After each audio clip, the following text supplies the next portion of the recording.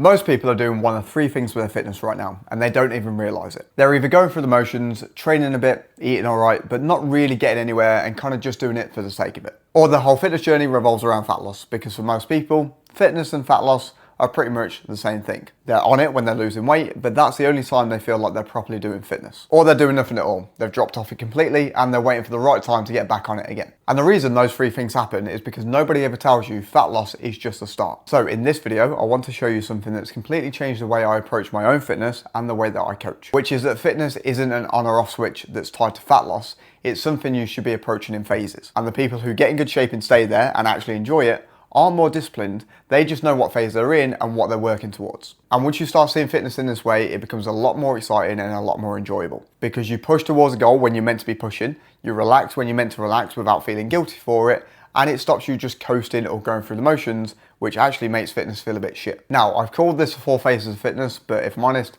that is me grabbing your attention a little bit. There is more than 4, but these are the big ones that matter, and once you understand them, you'll never be sat there again wondering what's next. So the first phase, and the one that pretty much everyone knows, is a fat loss phase. And here's the one thing that I want you to take from this. Fat loss should be a phase. It's not something that you should be doing forever. But most people go about it in the wrong way. They try to be slow and steady, they try to be balanced, they try to include all their favourite foods and focus way too much on enjoying the process rather than just getting their head down and getting the work done, because they think fat loss should be sustainable. Sustainable means something you can do forever. And why the hell would you want to be losing fat forever? Because look, I know a photo shoot is like the extreme version of fat loss, but it taught me a hell of a lot about what it takes to actually lose fat effectively. And let me tell you, it is a boring process. It's repetitive, you are going to be a bit hungry, you are going to have to make some sacrifices. Like, it is hard work. So why would you want to be doing that forever? Or even dragging it out for longer than it needs to be? Surely you'd rather get in, get your head down, get the job done, and then move on to something more exciting. And that's how I see fat loss. Instead of trying to find the easiest, most sustainable way, just see it as a phased and focused effort, because when you can see it in that way, it's a lot easier to make the sacrifices, get your head down, put in the work that needs to be done, and then go on from there. But if you see it as something that needs to be slow and steady, you're just going to end up spinning your wheels and not really getting anywhere. And the truth is, and this is what most people aren't telling you, maintaining your fat loss progress is so much easier than making that progress in the first place. Once you've got yourself where you want to be, you can bring your calories up, you can relax a bit more with your steps, you can enjoy more social occasions, and there are far fewer sacrifices that you need to make. But you only get there by putting the work in first, because what I've come to realise with fat loss especially, the balance comes after the work, not as part of it.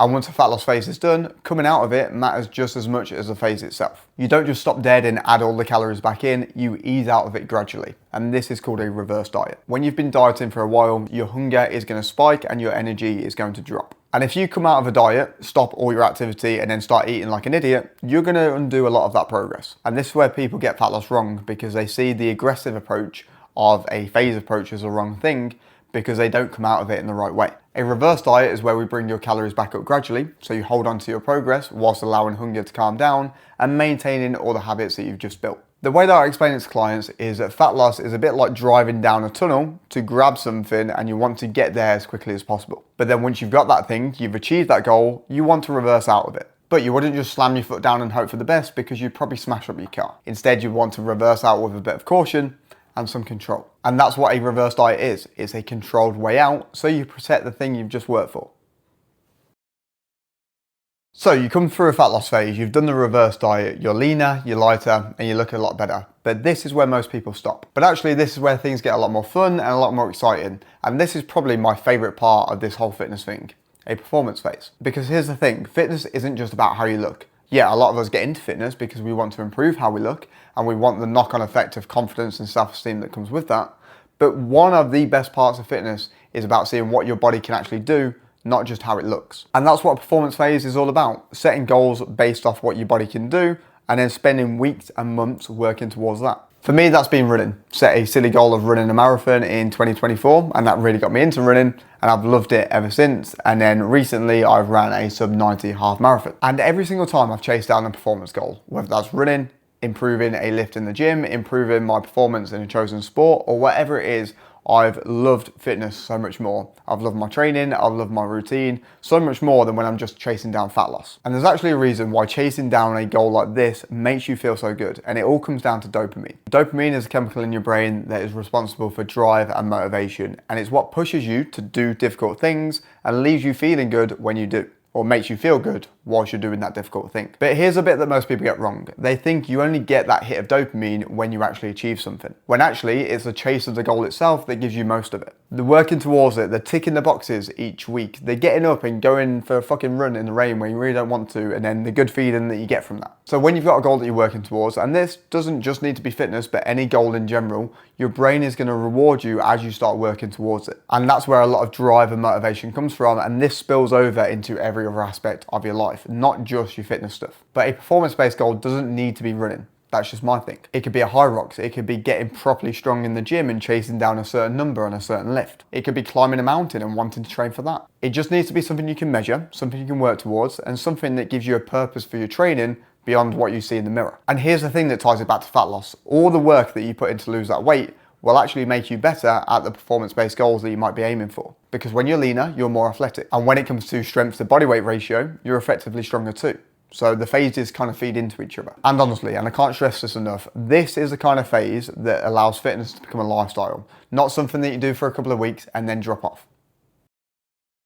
Another phase that people go into is what's called a gaining phase, or sometimes people call it a bulk. And this is where you're deliberately eating more to gain muscle and build strength. But there's a right and a wrong way to do this, as I would come to find out a couple of years ago when I tried to do a bulk, pretty much ate everything in sight, trained really hard, expected to gain loads of muscle, and honestly, I just got fat. Yeah, I got stronger, hit a 120 bench, which I probably wouldn't be able to hit now, but yeah, I got fat. Because the thing is, to do a gaining phase properly, to minimize fat gain, it's going to be a much slower and longer process than fat loss. Where with fat loss, you can probably expect to lose 1% of your body weight per week. When it comes to gaining muscle, to do it the right way, to gain lean tissue, not body fat as well, you're probably looking to gain 1% of your body weight per month. So it takes patience. It's not a case of just eating a Greggs steak bake every day and expecting to gain muscle. And then the last phase is the one that I reckon most people don't even think about. And this is a maintenance phase. This is where you're not trying to lose fat, you're not trying to build muscle, you're not trying to chase down some sort of performance goal, you're just holding on to the progress that you've made whilst enjoying life a bit more. And I think most people skip this one because it almost feels like you're doing nothing. As though if you're not actively chasing down fat loss or smashing some sort of goal, then you're not really doing fitness. But that isn't really the case at all, because this is the phase that you've earned. You've put the work in, you've got yourself where you want to be, and now you can relax a bit. You can eat a bit more, you can train because you want to, all whilst maintaining the progress that you've made. Now, you'd probably still want to track in a maintenance phase. You'd still be training. You're just not under as much pressure. You're not making as many sacrifices. You're just maintaining. And actually, this is quite a nice place to be for a little bit. And then slightly separate to that, you've got holidays, which is where I would encourage most people to completely switch off. Unlike a maintenance phase, I wouldn't track during a holiday. Like, that's not what holidays are for. Now, I'd still put some loose guidelines in, like trying to hit my steps, still making sure I'm eating pretty healthy where I can, still getting some fruit and veg in, and probably still train it. But the reason that I do that isn't for fitness, it's because that's going to keep me feeling good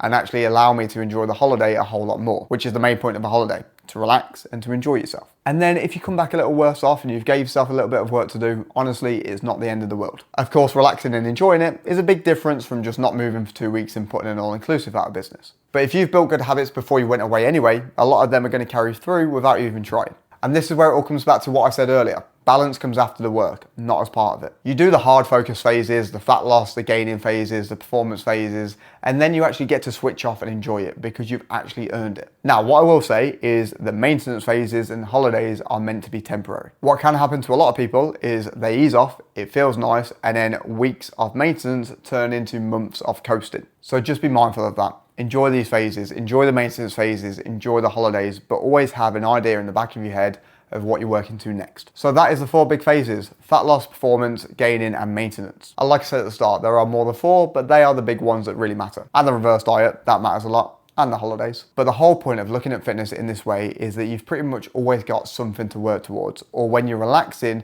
you're properly relaxing so you don't feel guilty for it. And that is the difference between someone who drops off every couple of months and someone who stays in good shape and actually enjoys it. It's not more willpower, it's not more discipline. It might be a case of being a little bit mental, But for a lot of the time, it's just simply having a bit of direction. And if you've watched this and you've got no idea of what phase you're even in, or you know what phase you're in, but you don't know how to move through it, whether that's a fat loss phase, a performance phase, or a gaining phase, then something that I offer is 2 weeks of free coaching, where we'll work out what phase you should be in, we'll map it all out, and I'll give you all the structure and support that you need to get yourself going. All the details for that are in the description. And honestly, even if it just gives you a bit of direction and something to chase rather than just drifting and going through the motions for the next few months, it's worth a look.